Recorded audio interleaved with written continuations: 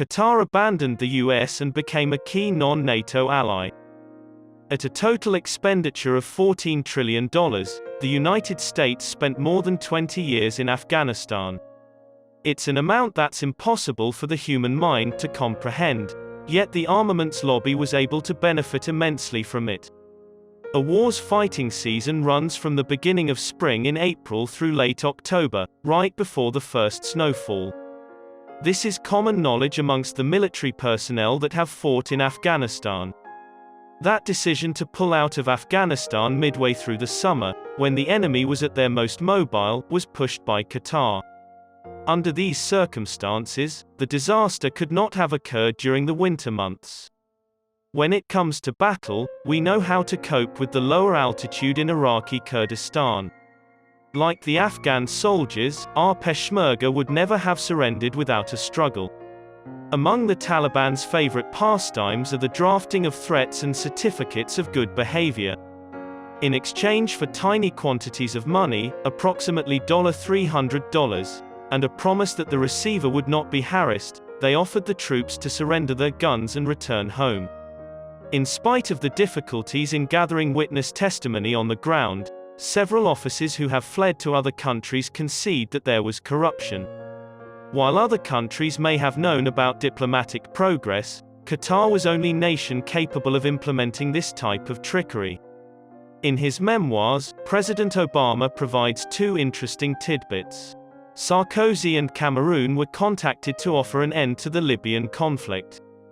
The two European leaders, according to Obama, were relieved. There were no single human losses on America's side, he said a few paragraphs later in reference to America's Libyan mission, which had cost $550 million United States dollars. Mark Eichinger revisits this topic in his latest book, Jeu de Guerre, which focuses on the payment of €300 million by Qatar to the French army to intervene in Libya. British and French troops spent the same amount on the ground, according to him. For $500 million, Al Gore sold current TV to Al Jazeera in January 2013, according to Mark Eichinger. It's a safe bet that no one will accuse this of being corrupt. But Al Gore got a great deal, and Al Jazeera America will only be around for 2 more years. It's obvious that the resemblance between OSRA and current TV is simply accidental. The Biden administration plans to spend $715 billion on military in 2022, $811 trillion in 2021. He's 79, and his vice president, Kamala Harris, isn't even running for the office of president. Such a military budget has never existed in a peaceful society.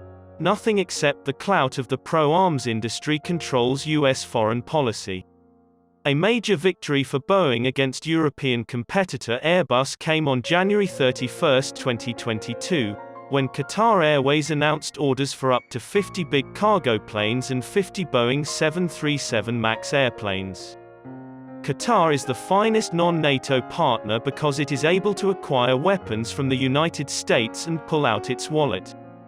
In the event that NATO members from the former Soviet Union join the alliance, the US military lobby will be able to celebrate the Ukraine crisis.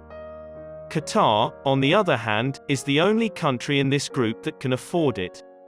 However, even if they are not in danger, the United States needs an affluent ally to rely on.